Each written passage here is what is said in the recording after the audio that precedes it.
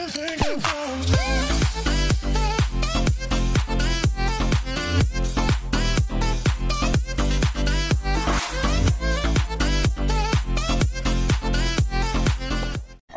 mga kapising. Balik sa dagat. Balik na sa dagat.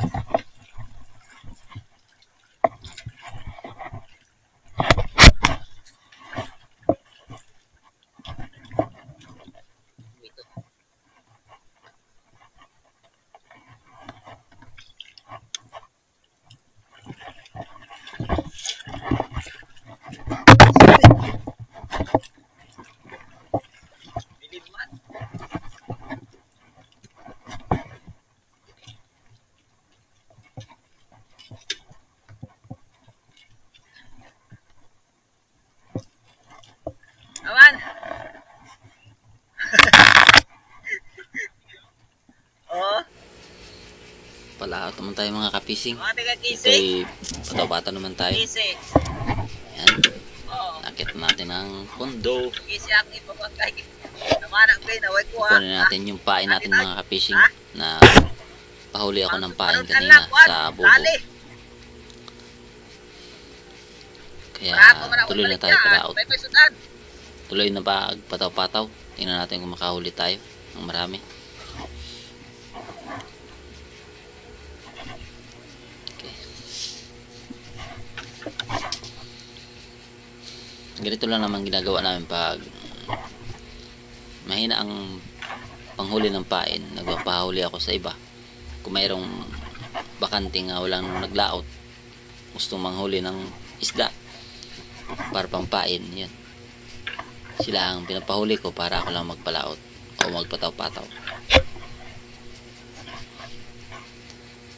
Yan. Ano tayo? Ito yun.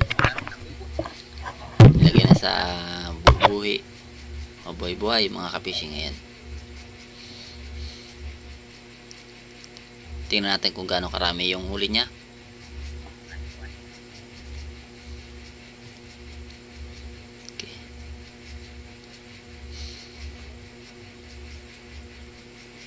Kung marami ba.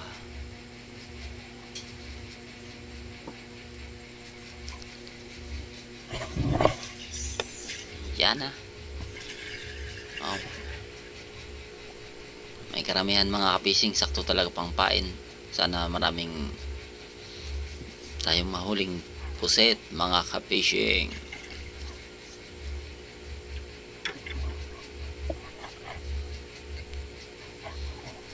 Yan. Tingnan natin kung may makahuli tayo.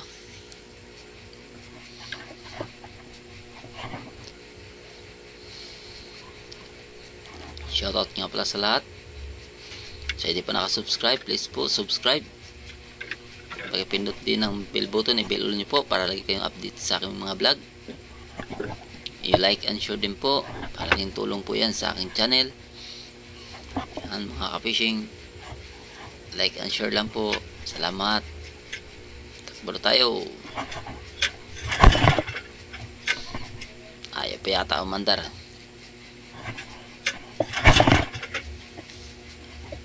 Yun lang.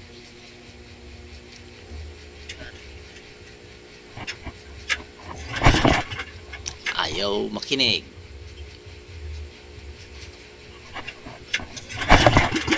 Ayun.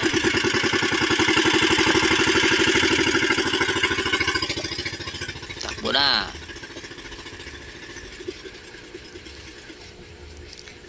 Ito, nakarating rin tayo mga kapishing. Kalahating oras ang takbo natin. O hindi man umabot, pero parang nandun na rin. Nasa 20 minutes yata ang takbo. Nabutan tayo ng hapon dahil maalon. Okay. Nagsindi na tayo ng ilaw.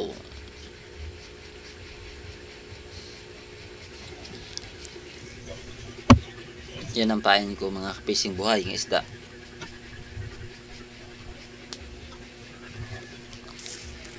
Ito naman yung ilaw mga kapising. May mga tutorial ako dyan paano magawa. Yan naman ay sa lighter. Lagay namin sa level house i-shield namin ang kabilaan na pinutulong mga kung mga 2 o 3 lang ang haba ng level hose. Putulin natin, saka i-shield ang kabilaan. Yun, iilaw na yan. Saka talian mo siya para iilaw sa steady. Pag ayaw mo naman, tatanggalin mo na yung tinali mo, mapatay na yun.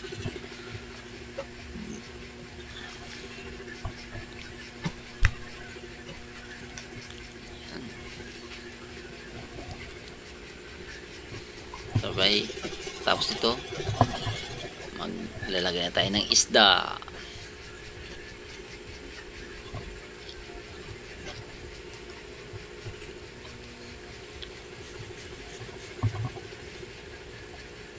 Ito yung gamit ko ay 15 pirasong ilaw o pataw-pataw.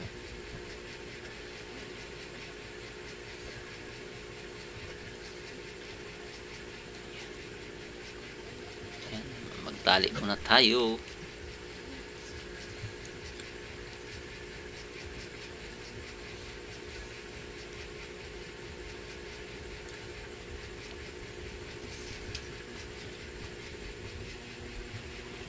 Yan, kunti na lang.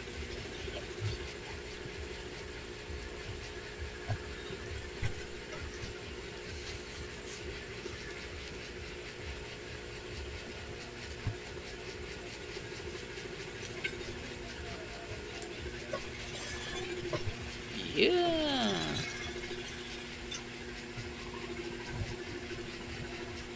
Maglagay na tayo ng isda. Yan, nagtali pa rin ako ng reserva kong ilaw.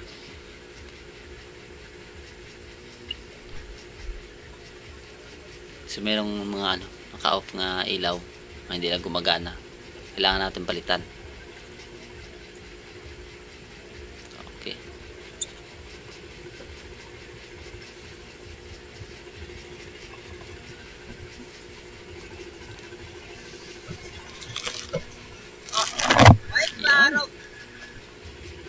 Talaga ng alon.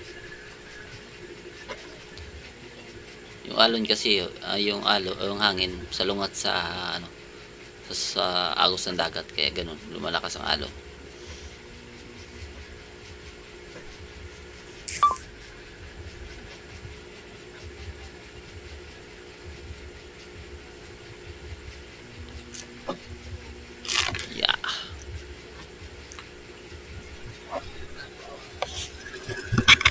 Lubog na talaga ang araw, kailangan natin makariya na.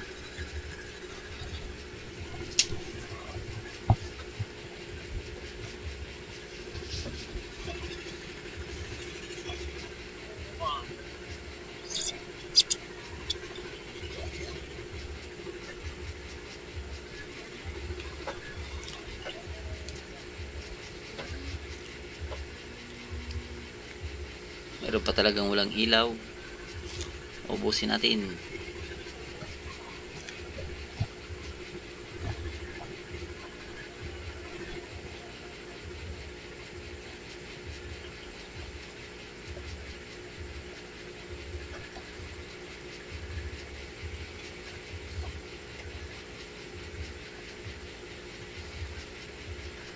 Ito lang yung dyan mga kapising, kailangan bibili ka rin ng ilaw. Kung kailan kalalaot yung kulang na, bibili ka na naman. Makamura ka naman pag marami yan ang bilihin mo, mga lighter. Kung pa isa-isa, kagang bawat isa niyan 10 piso. Pag maramihan naman ay ilagay lang pag isang dosina, parang 6 pesos bawat isa.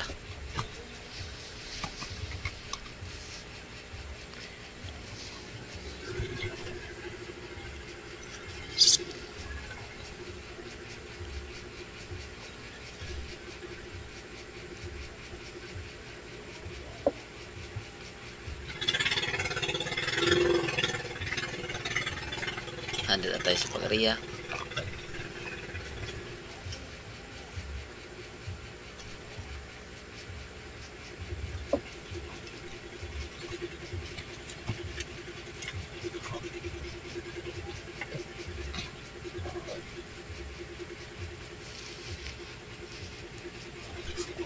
patuloy ang paglagay ng isda mga ka-fishing o pain.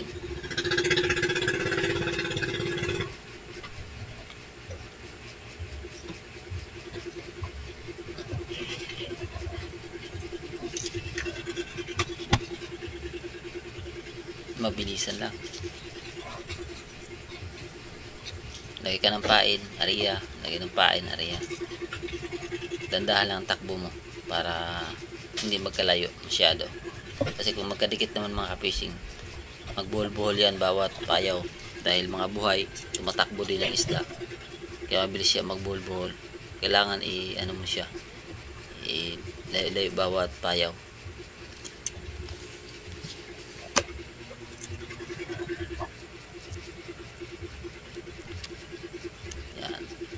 Ganyan lang mga ka-fishing ang paglagay. So na rin itong tutorial mga ka-fishing ang pag video ko o pag vlog ko. Tutorial na rin yan mga ka-fishing para mayroon kayong malalaman yung mga diskarte nga hindi nyo pa na. Ang iba kasi hindi pa wala pang alam sa mga ganitong hanap buhay. Mas mabilis ang paghuli ng pusit.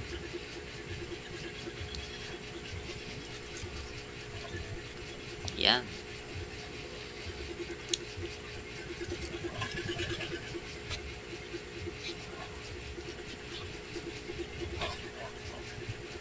Kahit anong isda naman mga ka-fishing, basta hindi masyadong malalaki. Kahit anong isda, basta kinakain ng pusit, pwede mo ipain ng buhay.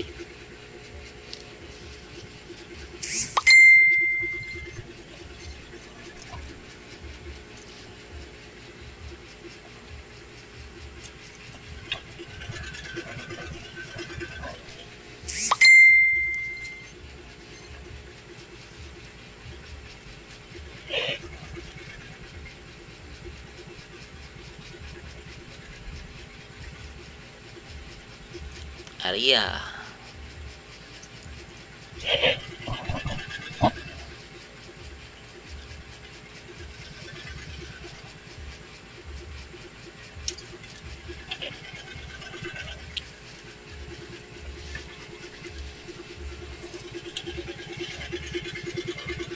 Okay na. Matapos na rin. Ariya.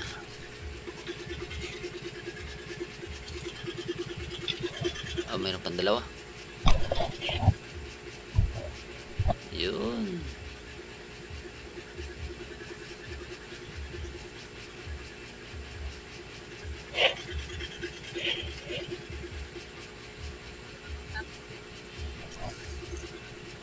Madilim na.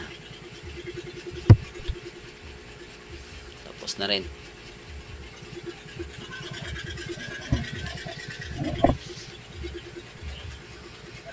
Tayo na.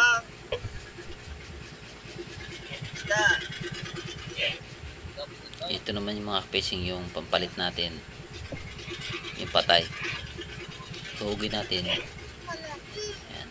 Tingnan natin yung hindi na masyado malaki. Hindi rin masyado maliit. Nasa katamtaman lang pampain. Ayan. Talian natin para hindi matanggal.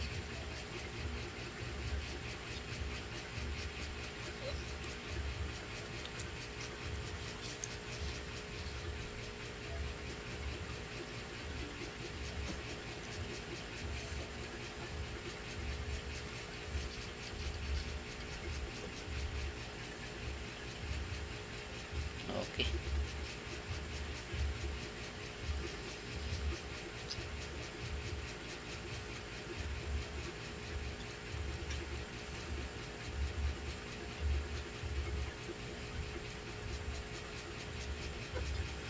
Ganyan lang mga fishing. Pagtali. Mabilis din naman tanggalin yan. Pag gusto mong tanggalin o palitan. Lalo na kung durog-durog na.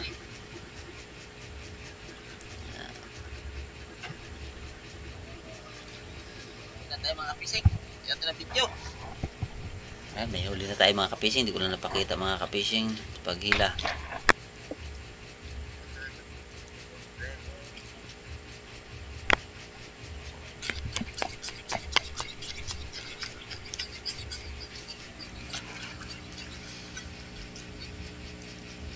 Yan, ito yung mga kinakain mga kapising ng pusit. Ulo talaga din yung likuran niya, buko-buko ng isda. Sa bandang ulo, yan ang kinakain niya una. Parang pinapatay niya kaagad ang isda.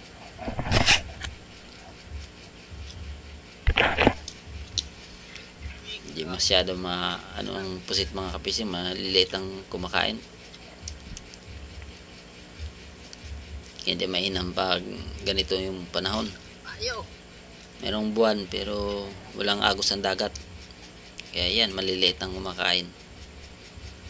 Kaya hindi tayo tatagal mga fishing, uuwi tayo. Pag ganitong maliliit ang pusit na nahuli.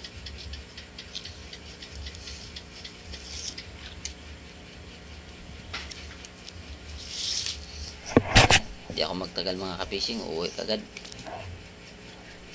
Yan o, tingnan nyo mga ka-fishing. Napakaliit ng pusit. Hindi tumatakbo yung yung payaw natin, kaya ayan. Wala tayo masyadong huli. Ayaay mga ka-fishing. Thank you. Maraming salamat mga ka-fishing sa walang sawang pagsuporta sa aking mga vlog. At sa hindi pa nakasubscribe, please po subscribe. Pagpindot din ang bell button, i-bell all nyo po para lagi kang update sa aking mga vlog. I-like and share din po. Maraming salamat. God bless all. Bye bye.